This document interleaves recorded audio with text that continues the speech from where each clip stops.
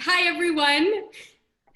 Thanks for joining us for tonight's webinar, hello, on advocating for your value as an artist and a creative professional.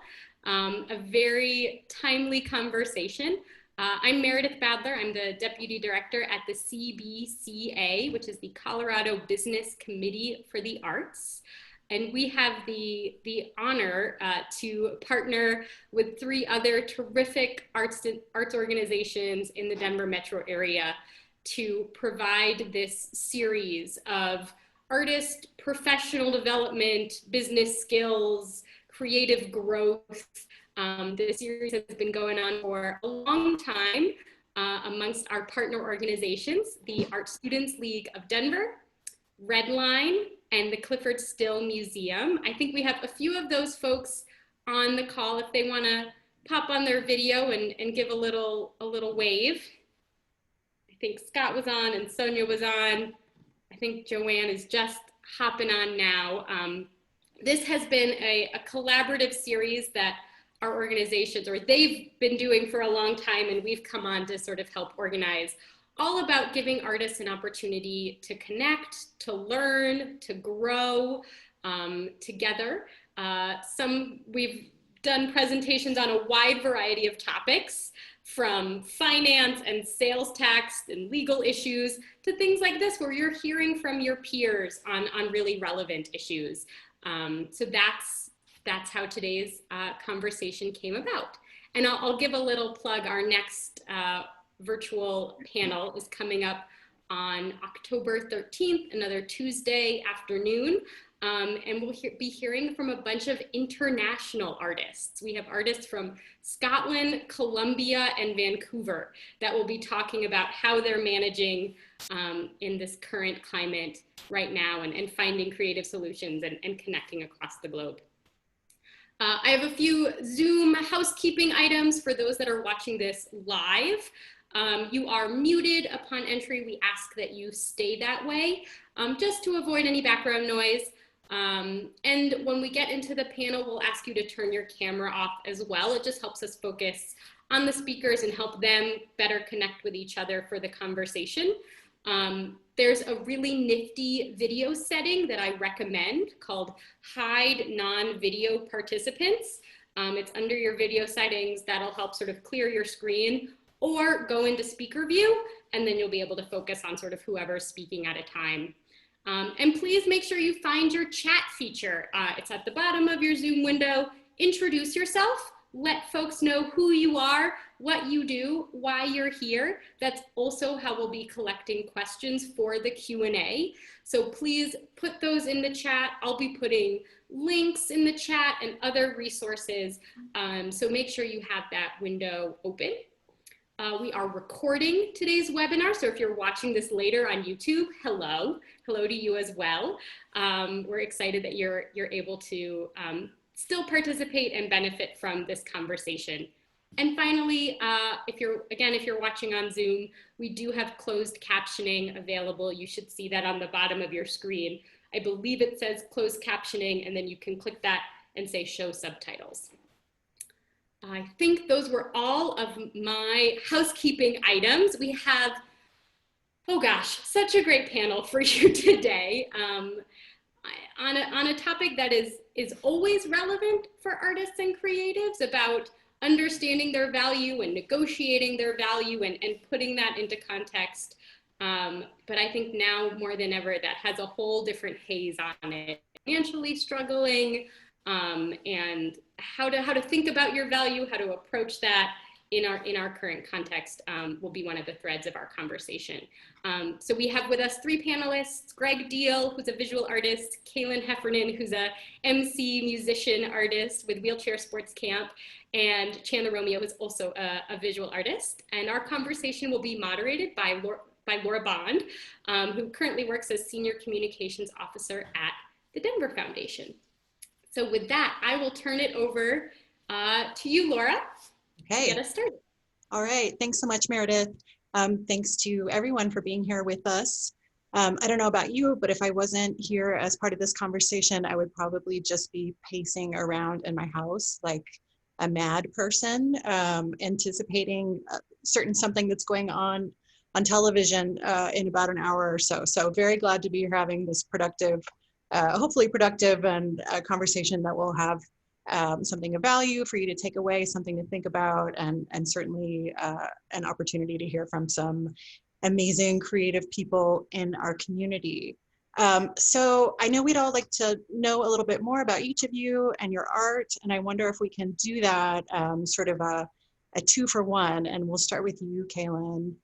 Since we're going to be talking about advocating for your value and sort of a topic that's on a larger continuum, talking about success in the creative industries or as a creative person. Kalyn, why don't you tell us a little bit more about your work and what success looks like for you? Hi. I'm a man of many hats, and rap music was my first love and entry into being an artist since I was a toddler. And so I've been playing in a band called Wheelchair Sports Camp for the past decades. And in college, I got a little bit more into visual art. And as a hip hop kid, love spray paint. So I started doing stencils and painting on things and walls. And then I guess I'm a performance artist. I played a real good April Fool's Day campaign for mayor, and did a cute little kid-friendly TV show on PBS because of the mayor thing. So I guess rap music has just got me into all kinds of different trouble and good trouble. And yeah, that's me. Oh, I'm an educator and pretty commonly found at protests outside of COVID. And yeah. Mm-hmm. Yeah, and as someone who enthusiastically supported your mayoral campaign, I just have to say that it was a lot more than just an April 1st joke. It was a way to really move the conversation and get some really important issues out in front of the Denver voting public and the others who are running for mayor. So huge kudos for that, and I think it ties into our conversation as well. Chandler, let's go to you. Oh, you're muted. There we Sorry go. about that. Rookie mistake.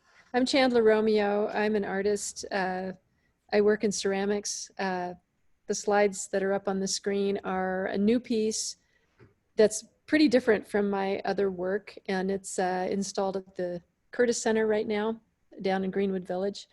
I've been living and working in Denver, since 1982. When I got out of college, and I started out as a member of the Pirate Art Co-op, which back in the day was a pretty rockin' place. There was a lot of cross communication between the music scene and the visual art scene back then, and it was really exciting and dynamic. And my husband Reed Weimer and I actually wound up buying some buildings back in the 80s when nobody wanted them. Mm-hmm. So what I've been doing over the years is not just making art, but also kind of managing space for many years exclusively for artists. That's changed a little bit. We still have a building that has art studios in it, so we lease space to artists. And yeah, I've been working in this community for a long time, my whole adult life, and that's pretty much me. Great, thanks. Gregg, how about you? Well, my name is Gregg Diehl. I've lived in Colorado now for 5 years. I went to school in Washington, D.C., where my wife is from, and we moved there when I got married. And I kind of made my bones there. And 5 years ago, we moved here right on the heels of an art residency at the Denver Art Museum. And ever since there, you know, I've been fortunate enough to be able to work sort of across the country while I established myself locally. And having a local establishment's been really important to me for a couple of reasons. One, I'm a big fan of community, but another is that I also like the idea of being closer to home. I have 5 kids, which is not unlike having a million kids or running a daycare, but there's just a lot that I think could be had, you know, being able to be local and being able to participate locally, being funded and supported locally, and being able to support on my side locally as well. So to me, success is being able to take care of my family, but also being able to be a part of what's happening, you know, in our communities and in our neighborhoods. So that's been a big part of it. I'm a visual artist. I'm a performance artist. I'm probably known for being more of a performance artist than anything else, but you know, I've had 3 major murals go up, you know, this summer already, and now we'll just see how COVID pans everything out, because my fall is unbelievably quiet. So for the first time in years. But yeah, that's me. Yeah, obviously, you know, it's not the elephant in the room, it's the global pandemic in all of our lives. And we'll definitely spend some time talking about that, you know, to have a conversation about what it means to advocate for your value in the arts. That's always a complex topic. And now at a time when, you know, we're losing tens of thousands of jobs in the arts, I think it's about 30,000 in Colorado and something like 150,000 in New York City alone. I mean, the numbers are just staggering, and we know that. So we will definitely be applying that lens to this conversation. But before we get there, you know, sort of thinking a little bit more about, you know, sort of the artist as an individual, and you know, there are definitely obviously stereotypes that get attached to artists when we talk about money. You know, the starving artist trope has been too true for too long, and fortunately, I think it's been challenged successfully more and more over the last couple decades. But there's still some issues there, right? Like, we still kind of struggle with this. We tend to be people who are not motivated by financial promise. You know, we're not motivated by money. And some of us, not all, but some of us tend to maybe have some even hangups around money or about talking about money, maybe some cultural messages we've had to detangle around the value of creative work, about the value of creative people. So I just want to spend a little bit of time talking about that, and I'll open the floor to whoever wants to go first. But is that something that you've come up against? And if so, how have you sort of, how have you dealt with that, and how have you detangled some of that programming?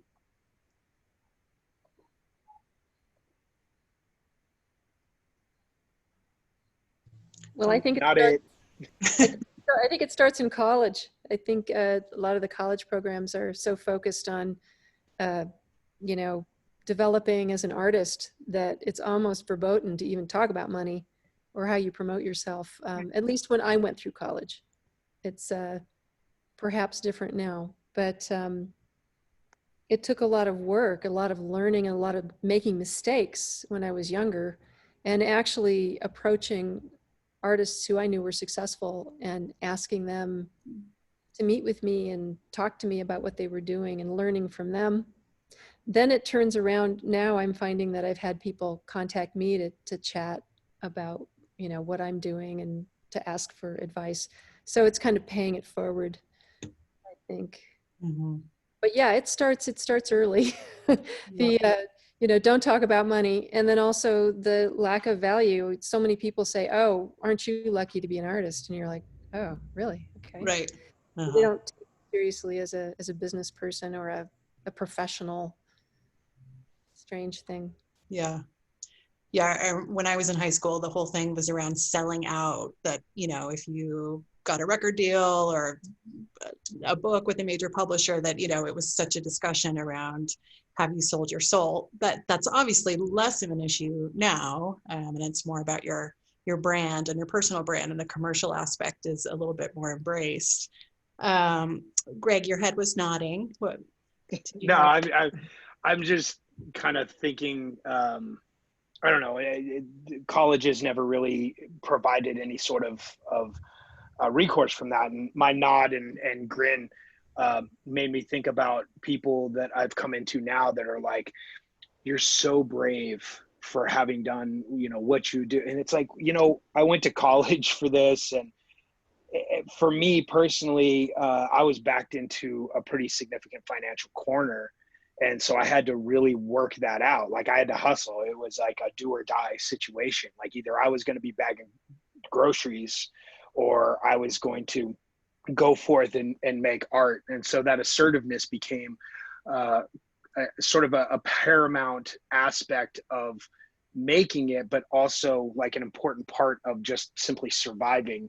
And I don't, you know, people that don't have an opportunity to have that or don't have that kind of adversity, you know, have to think more critically. And it's harder to take those steps forward if you're not compelled to do so. And that's kind of where I found myself with a lot of that. And so I don't think that makes me brave at all. I think that, you know, at the very least, I'm a survivor and, you know, at the very most, a hustler of my work. Mm-hmm. Yeah. What do you think they meant by "you're so brave"? What do people mean when they say that? Yeah, I think the perception of people who are artists, and particularly people who are making a living of it at some point or another, are perceived as doing something that is not practical. And they're perceived to have, like, the one that kills me is when they're like, "Congratulations for following your dream." And I'm like, Mm-hmm. following my dream? Like, I'm in it, you know, like I'm not following anything. I'm doing what I'm doing. And that sort of impracticality of the arts that exist among most Americans, or even maybe just the West, ends up existing as sort of a condescending thing because there is no value placed on what we do, how we do it, despite the fact that we are, by all intents and purposes, stewards of the culture of our communities. And so that's sort of like, we deal with that perception a lot, you know. And on the other end, I've met a number of people that are like, "Oh, you're an artist," and immediately know what's computing in their head, that like I don't have a job and that I don't work and that I'm not doing anything. And but I lean into some of that stuff because I think it's really funny to show people that they're wrong. But that's because I'm a jerk. So. Kalyn, you mentioned when we talked last week that you recently turned down a gig that was unpaid. Is that something that you've had to learn to do? What's your journey been like with that? Yeah, totally. And, you know, I've always been like also a hustler and fake it till you make it. So, you know, there was a time where I would take every show offered our way, and started playing a lot of like benefits, which is where I met you. And I asked you to play a gig for free. Sorry about that. That's okay. I got a job out of it. And that's the thing, like, especially even part of like the DIY culture of playing for the homies, and like there is still that sellout feeling of like, well, if I'm only doing shows for $1,000 now, or you know, $3,000 now, and my lost connection to, you know, my community. So it's definitely still like a balance and a challenge. I think, yeah, it was just baby steps of like getting paid to do what I love, and, you know, going up from there each time, or kind of setting like a bare minimum of, and I would have a friend, like, you know, be my manager if I needed to negotiate, Mhm. use that, like, let me ask my manager. Right. That's So, actually, yeah. yeah, and to play music, you know, in the circuit that I'm in, like, it's not there's not a lot of glam to it, and we're sleeping on a lot of smelly couches, and you know, now that we're all in our 30s, we're like, I think we have to start getting hotel rooms, which means, you know, you got to include that in the budget. Hmm. So yeah, constant balance, and really just little by little has gotten better, you know, and I'm, you know, getting paid for, I hope, what I'm worth. But yeah. Mhm. Yeah, couple quick housekeeping notes. I just want to say, I know that CBCA is planning to send out a follow-up to this session that'll have some of the links that are being shared in the chat, including the links to all of the artists' pages and some of their work. I wanted to note that Linda said in the chat, I was happy to see that there was sounded like a business for artists kind of class at the college that she went to. It started the year after she left. But you know, we hear more and more about that kind of thing, and professional development for artists through series like the one that we're all participating in is becoming more of a norm, and resources existing to connect artists around some of these issues, which is hopefully positive indicators of forward momentum. When you were just talking, Kalyn, you know, you threw it out sort of as a hypothetical, but you said like $1,000 for a gig or $3,000 for a gig. Do you all think, like, do we talk enough about how much people get paid for stuff? Is that maybe something we should be doing more of? There was a recent example in the publishing world, which I'm involved with. I'm a creative writer and also a freelance writer, and I participate in you know, submitting and sometimes getting paid for my work. And there was sort of a challenge on Twitter for writers to say how much either their advances had been or how much they'd been paid by particular literary journals. And by bringing it out of the shadows, you know, to no one's great surprise, there was a huge variety in the rates, often from the same publications. And also to nobody's great surprise, but disappointingly, people of color, and in particular Black women, were paid the least of anyone who participated in that. So that to me seemed like a necessary, potentially painful, but important step towards, you know, just more transparently sharing information so that people are more equipped to advocate for themselves when it comes time to negotiate, or to ask their managers to negotiate, as may be in your case, Kalyn. So what do you all think about that? Do you think that would be helpful? Are you seeing that happen more? I think I think it would be helpful. I don't shy away from this conversation at all, because I don't see any reason to. I know that personally I've worked to a place where I can, you know, demand a certain amount, but I've also learned that there is a certain amount out there that exists. And the way that I figured that out, particularly working with colleges, and just coming across a college that offered me more than I had ever been offered before, and me acting like that was normal, and then using that to sort of set the range that I was going to do. So for college work, I usually am right around 2,000. That's probably like 2 to 2,500 a gig is usually what I'm getting, which does not include hotel and flight and any accommodations that go with that. I usually have to take care of my own food, but that's not a big deal. And on the high end, I've made up to $8,000 for a single gig. So now I've learned that a little bit of omission helps out. Like, I don't necessarily tell a client that you can have me for, you know, $2,000. But what I will tell them is like, well, I usually make between $2,000 and $8,000, and I let them figure it out, because I know that colleges have disposable income for this type of thing. and that for them to give that money, like in most cases, not all, because some offices have some very stringent budgets, but in most cases, they can muster up the funds to be able to do that. And if I get to do that, once a month or a couple times a month, a few times a year, I mean, it all adds up and helps make up the difference. But it's been a lot of touch and go. I've had conversations with people that are just starting out and starting to figure this stuff out. And I'll just tell them outright exactly what it is. Look, this is what they have. This is what, this is what they'll say.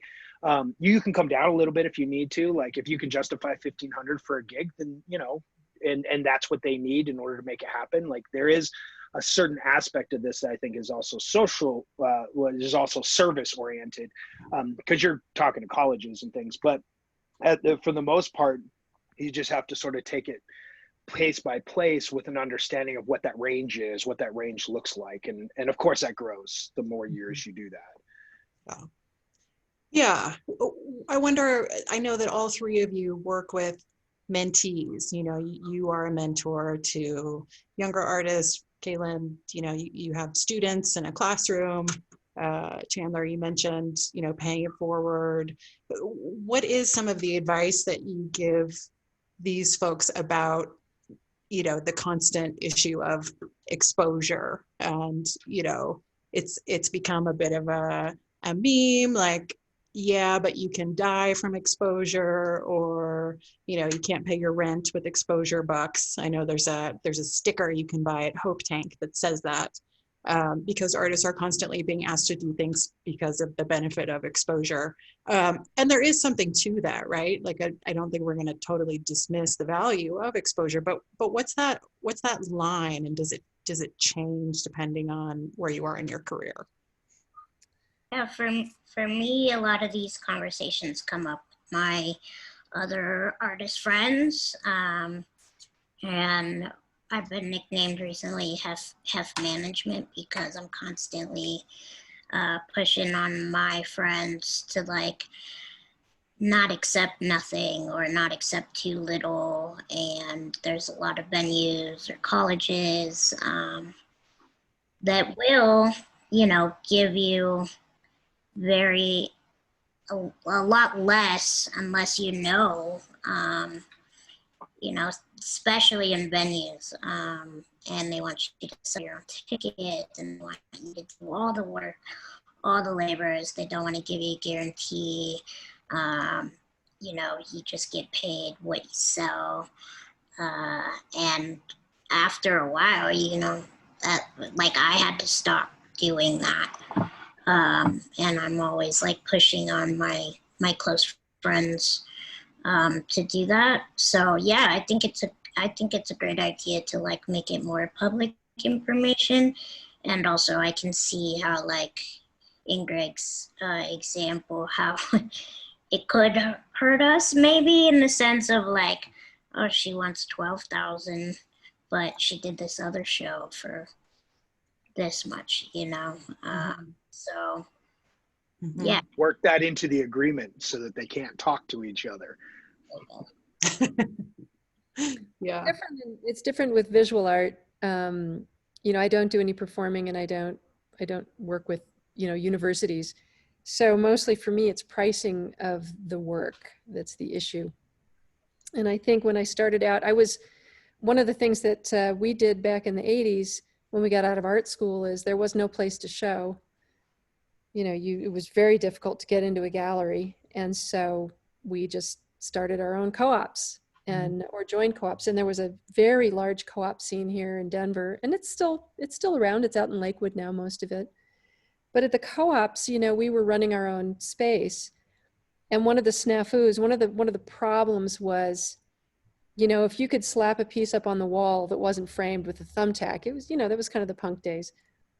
You'd price it at, $50. Well, let's say you show a piece like that at a gallery, they're going to take half of the money. Mm-hmm. So we had to learn over a period of time that you have to be consistent, and you have to look at, how you're pricing your work.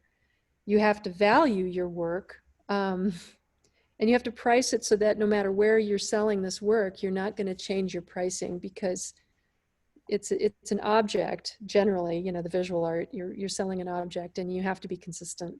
Mhm. And you can't get into those situations of negotiating. You can on the site. I mean, if you show with a commercial gallery, they're gonna tell you that you have to be willing for them to give a 10% discount, you know, a professional discount to an art consultant or somebody. So you have to have wiggle room, but you have to think it through. You have to think through what you're doing. And then if you're doing public art or if you're doing commissions, there's generally a budget. And you have to be realistic about how you're pricing your work and how you're sizing your work and knowing if you can pull it off for the money in the budget. And you're usually given that number up front. Mhm. And so you have to be realistic. You can't want it so badly that you're going to wind up working for $2 an hour Mhm. to finish a piece at the given budget. Right. So it's a little different. Yeah. Yeah. I And think that's where I've asked other professional artists to help me, you know, and, you know, how do I put a budget together? How do I figure out if I can actually do this? And Mhm. that's where community is important. Artists supporting other artists, even though you're competing against each other, you Mhm. know, we're all in it together. So we help each other. Yeah. You know? Yeah, relationships are so important, and I know I've heard each of you speak to that. And maybe that can be a segue a little bit into talking about sort of the moment that we're in with the pandemic, and you know, obviously, so many of the avenues that you're accustomed to have changed or gone away. Gregg, you mentioned a quiet fall, and that's unusual for you, and I'm sorry to hear that you're dealing with that. Um, so maybe beyond the creative opportunities of this moment, which, you know, a lot of discussion about, there is more time potentially to create, but do you have it in your soul, given how heavy things could feel right now? That's a different conversation. But what about on the business side? What are things that you are doing now to sort of use this time? Is it an opportunity to work on, you know, your business plan? Is it an opportunity to work on your relationships? And what does relationship building look like in this context where you're not actually going to be seeing people face to face? Does anybody have any thoughts on that? Like how to use this time well? Well, for me, I've used some of this time to recharge a little bit. I kind of regressed in and really needed to think about what I was doing and what it meant. Like, do I need to be doing this? Is that really what the world needs? Sounds a little dire, but it's good. It's good to reflect. It's a good time of reflection. And then I was fortunate enough to be awarded a commission, and it got me busy in the studio again. And I guess you have to be open and willing to step up, I suppose, whenever things come up. And I think there's a lot of people being creative about the way they're doing things. I know Saturday there's going to be an art parade. MCA is doing an art parade, and a friend of mine's doing a piece, and I'm going to help her with it. I'm just going to participate, you know, and help her in the parade. It'll be cool to get out there and do something that the art community is doing, I suppose. There's mini grants happening. I think there's opportunities here and there. It's tough though. It's a tough time. Yeah. How about you, Kalyn? Yeah, it kind of depends on the day and the hour of like what I can do. Usually for myself. And it's been such a weird time. However, I've been lucky that some projects that I've been working on before COVID, we wrote a musical for family, and that's obviously canceled at DCPA, but it did give us an opportunity to workshop the script and workshop the music, and so that's kept things kind of going, and been, you know, proposing and doing a lot of back and forth with Meow for a really long time, and that's getting real again. Mhm.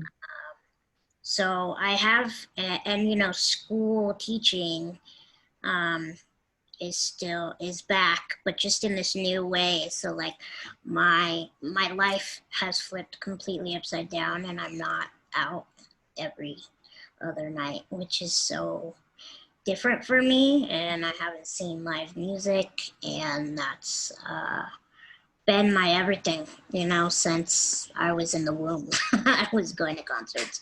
So yeah, it's tough, but I do think that there's like some long-term trajectories that are starting to really form in this time of isolation. And it did work out somewhat to our benefit as a bigger band, to be able to work remotely than getting us all in the studio as planned. So, and doing these kinds of, you know, conversations from home, as, you know, uh, like exhausting the screen time can be, it has opened a lot of new avenues to do things from home, which is interesting because a lot of the disability world has been like asking to work from home Right. forever, and now we're seeing that, like, yeah, we can do this, you know. And why do we have to like have in-person meetings every other day, you know? Right. Why indeed. Yeah, you mentioned family, and I know you work with them. I love family, and I think they're really rising up as an example of, you know, they're not doing what they normally do, but they're not doing nothing, that's for sure. Like they can't be in a live performance space, but they're convening people to talk about equity of all kinds. They're talking about disability and theater. They're just bringing people together and have pivoted to like this cultural conversation convener with a performance and a creative lens, and I think it's amazing.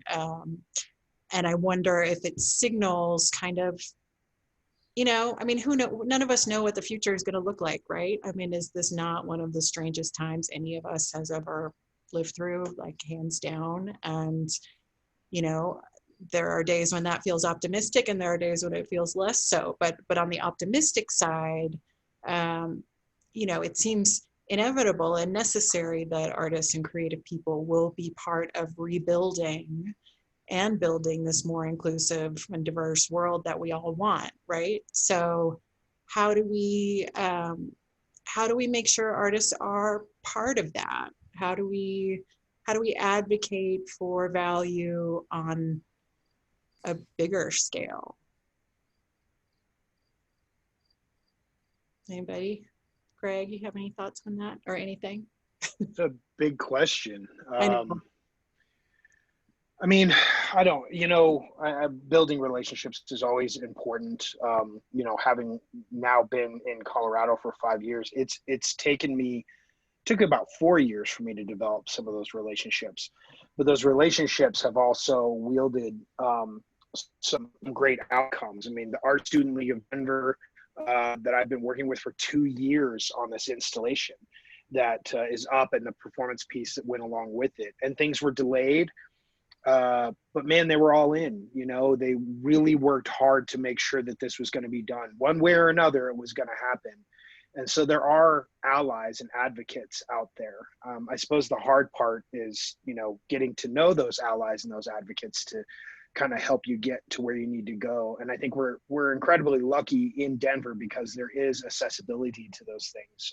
RedLine is a huge accessible space that has and ultimately facilitates grants and things that are going on. And then of course there's just all these other side organizations that work with RedLine and, you know, help make those things happen.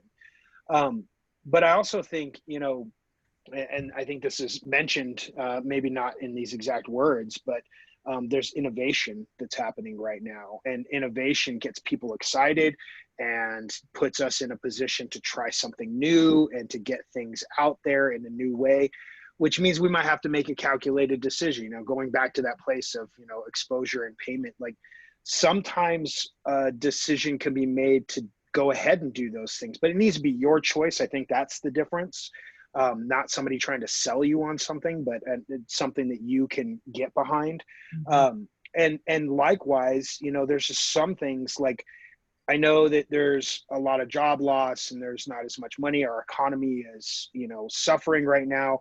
I still won't budge on the cost of my work. And I won't budge on the cost of my work because regardless if there's an economy shift or not, like none of that is taken care of inflation or demand or cost of living or food or any of those other things. So like the cost has to remain the same. And so I think that's part of it as well. But I think what we're seeing, or at least what I hope we're seeing, what I think I'm seeing is people are kind of coming together in these moments. You know, RedLine put together this artist support fund for COVID. And I know a few people that have been able to get some of that. And, you know, it's not enough to maybe pay your rent, but it's enough to maybe take care of your cell phone bill, or, you know, every little bit helps. And I know for myself, you know, in the last recession in 2008, I suffered at that for years after, and for years it affected everything that was happening in my home and everything that happened, what I was doing. And I just had to really learn to dig my heels in and not budge on certain things, and to make calculated decisions, and to find people that can stand behind you. And honestly, if you're working really hard, people will find you. You know, because just by virtue of working hard and putting it out there and making it work, you know, you'll align yourself with the right people, because nobody wants to take advantage of an artist, because we're all perceived as being poor. So, you know, like if that's the case, you're not going to get anything from me. And so I think there's some ways to navigate that to your benefit. Yeah, that's great. Thank you. Yeah, I think maybe we will turn it over to questions in just a minute, but let's, you know, thinking ahead, thinking beyond the moment that we're in, and, you know, whatever gets us there, whether it is some shift on the policy level, and let's say, you know, we move in a direction that's more like some other countries like Canada and parts of Europe, where there is sustained government support for the arts, and we don't just expect artists to figure everything out for themselves. There actually is a context and a framework of support for them. And we had the world that we want. What would be some of the things that are in it? Like, what are some of the innovative things that we see maybe starting to bubble up? Maybe some of them will be on hold as this economic moment works its way out, but what are some of the things that give you hope and make you excited? You know, Chandler, what's the co-op equivalent of this moment? And maybe it's more co-ops. One thing I would like to see, and I don't know who would do it, it's something I've wanted to do for a long time, is I think it's really difficult for artists to gather together as a group, to advocate as a group. Especially I think in the visual arts, because we all work off in our little studios and we work solo a lot of the time.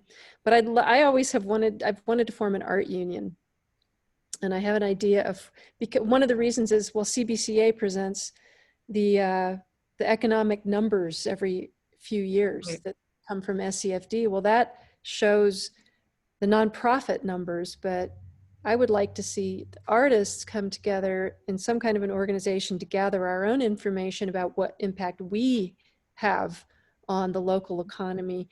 As individual artists, I know a lot of what we do doesn't get counted in those numbers. And I think if we somehow could form a union, I mean, not like formalized like an old-fashioned union, but just a group where we all agree to register and count ourselves and show what we do, could be really exciting. So, hey, anybody out there want to form a union? The Metro Art Union, MAU. MAU, I like it. MAU, yeah, that would lend itself to a great logo. Probably somebody on this call could design. Yeah. Kalyn, what about you? You're a futurist. What's on your like wish list for a liberatory, creative future world for artists. I second the union idea, and we've definitely talked about it as a musician from the musician level here in town.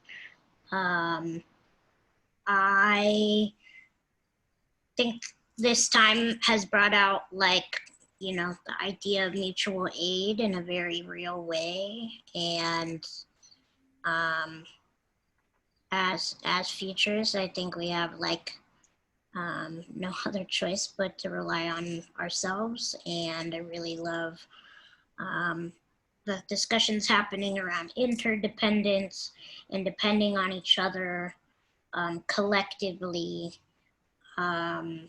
because it sometimes does feel like the world could be over real soon. And so I think, yeah, I really love these cooperatives and collectives that are sharing. And I think artists, you know, as artists, I think we naturally kind of do that, and we work with what we have. But if I wish sometimes it was a little bit more formalized so that it doesn't feel like we're all doing it alone, and kind of connecting the dots between all of us.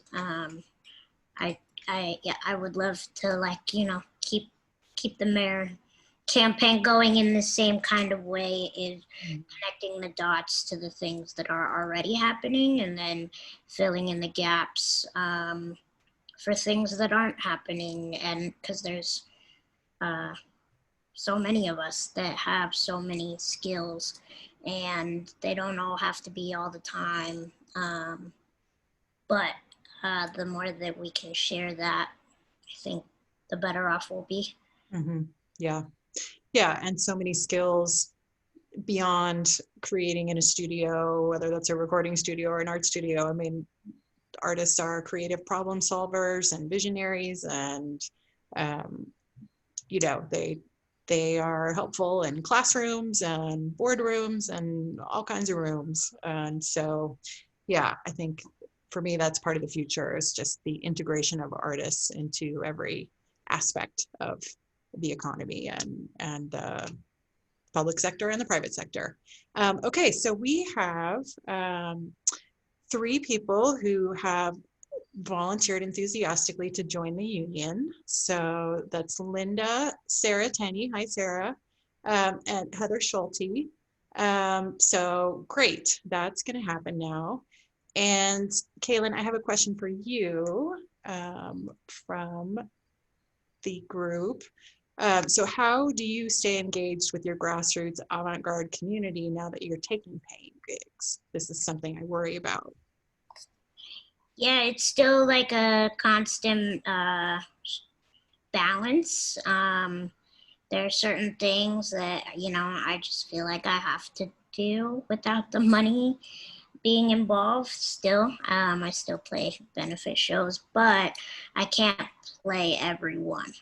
And this is a really interesting situation with venues, because touring, I'm trying to set up shows with guarantees so that we know we're gonna get paid to sleep and eat at night, whereas DIY venues don't do guarantees. And depending on what you go with, like, it also challenges the success of the show. You know, I think we've had a lot better shows at DIY spaces, but sometimes they're not accessible. So, like, I have to take that into consideration if I'm touring to a place that I know disabled people are going to come out. And I don't always know that. And I've definitely been yelled at for playing in accessible places. So I think it's just kind of like a balance of where you're at and like what you can contribute and what makes the most sense. Because yeah, if you're only playing like AEG shows, in my humble opinion, you're selling your soul. Mhm. So, but you know, if they're paying us $5,000 a show, like it would be hard to say no. So Mhm. it's a constant balance of morality and everything. Mhm. Yeah, and diversification, it sounds like, of revenue. Okay, question from Douglas Yost. What do you think about the possibility of earning any money via virtual presentations? I'm going to assume that you have done that. And I do want to note for those joining us that the panelists have all been offered an honorarium for their participation. So just FYI, thank you to the organizers for incorporating that into your program. It would have been really awkward if like that didn't happen based on this conversation. I personally am not opposed to online presentations. There's a couple of issues that go along with that. Probably first and foremost being promotion, being able to get enough people to be involved. There's plenty of ways to throw a little bit of money towards artists, whether it's Cash App or what's that other one? Patreon. Yeah, Patreon is, I think, a tough one sometimes, but I know that a lot of people use it. And Venmo, I've found to be super helpful. But being able to get enough promotion, enough interest to be able to do that tends to be the hardest part. And even in situations, I've had an opportunity to do 2 speaking gigs, and one speaking gig I ended up doing for half of my average, and the other speaking gig was about a third. And it was a clear indication of doing something that was community based, and me making that decision, sort of as an act of service within that. But I don't think that those things are bad ideas for artists that can do it, and for artists that feel comfortable with it. But, how do you get that information out there? How do you get support from other people to make that happen? And, are you having to pay the $15 a month minimum for Zoom to be able to do that? Are you getting support from another entity to make that happen? Mhm. Are other entities making that happen? And if they are making that happen, how are they getting your stuff out there? And how does the money part play an issue? So there's a lot of moving parts, but I also think we're kind of in this place where we're innovating some of this information based on the restrictions that we're currently living under. And I mean, I've got an okay following on social media, and I find these to be the pitfalls to those things. Even having an okay following and having a decent amount of support, these are things that I would be incredibly concerned about. Mhm. How important is social media? Scale of 1 to 10, everyone. 10.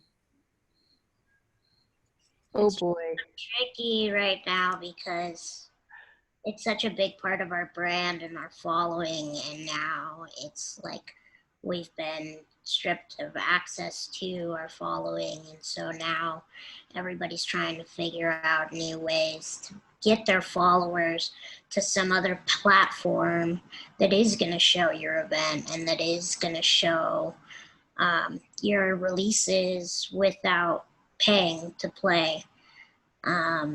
And it's really hard. I mean, like, I'm a MySpace band, so social media like made me for sure. But yeah, the way that it's being monopolized right now is like really, really scary and awful. Mm-hmm. Sounds like an issue for the union. Right. Yeah. I'm a bit of an old dog, and I should be better at social media. I'm terrible at it. And to me, it is hard right now because the personal relationships, aren't happening so much. It's tough. I don't go to art openings. I'm not out and about. I'm not, and I just need to me, it's like more of a personal connection thing for me. I need to send out some emails or pick up the phone. This phone, not a, Right. I'm settled.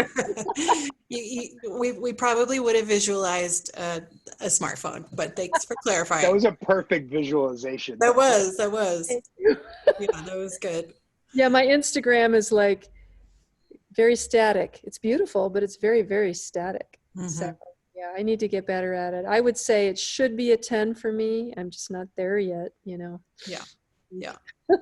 Well, social media has also played a massive part in dismantling galleries. So now participating in a gallery is one of two things. It's either doing a favor for a friend or for a gallery that's community oriented and you want to participate on that level, or it's, you know, some complete douchebag that you just have to make that decision to work with them. But it's dismantled it to the degree that I've found most galleries want you to bring your following to them. And galleries are supposed to be the other way around. They're supposed to be bringing their clientele to you.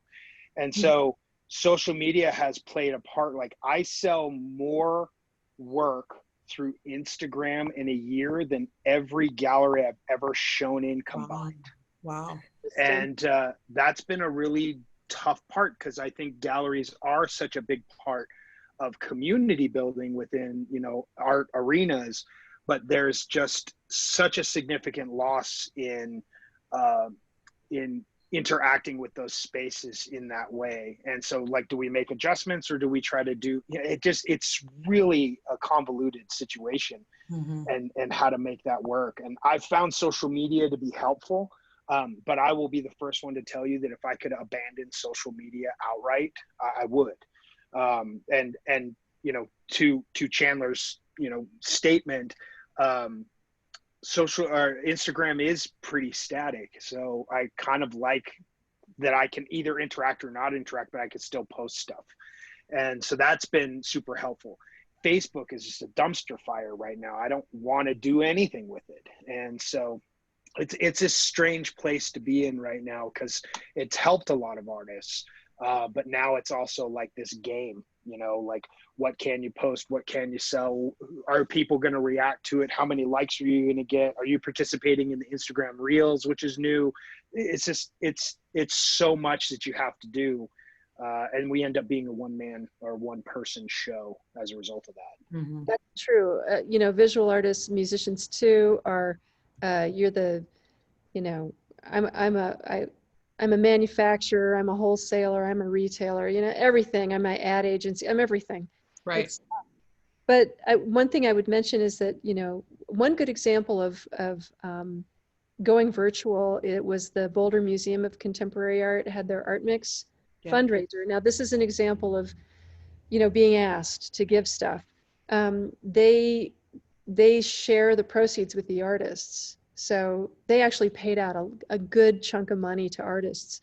And they took the Art Mix fundraiser, which is a gala. It's one of those things where people buy an expensive ticket and they go stand around and eat fancy food and buy art. This time it was all online. It was done virtually. People could go to the museum to look at they did hang a show. But it was a really great solution. And it did really well. They went way past what they thought they were going to do and sold tons of work, and money went to artists. So that was a good example of going online. It wasn't necessarily social media, but it was a good thing. Yeah.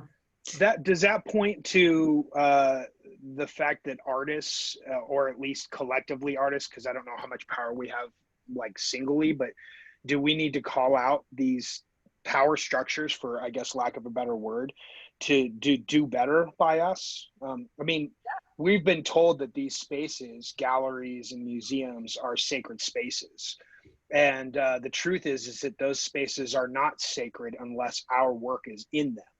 And so should there be a better effort to help artists for institutions that are in a position financially and beyond to be able to help artists? Because that's what that sounds like to me, like a little bit of innovation, a little bit of desire to continue to do something that's been done, but switching it up, and you're still getting artists paid in the middle of not just a global pandemic, but also an economic one. Yeah, I agree. I think that's an incredible question. Unfortunately, we are at time. So let's let's sort of leave that in the air for folks to stew about a little bit, think about, ruminate, and maybe we can share some thoughts about that via CBCA. So I want to thank everybody for joining us. Thank you to CBCA, the Art Students League of Denver, Clyfford Still Museum, and RedLine, and all of our panelists. It's been a great conversation. Definitely look into some of the policy work that's happening from Americans for the Arts, rebuilding with artists at the center of the conversation, or at least part of the conversation. And thanks everybody. I think with that, we will sign off and wish you a happy rest of the evening. Thanks everyone. Thanks for joining.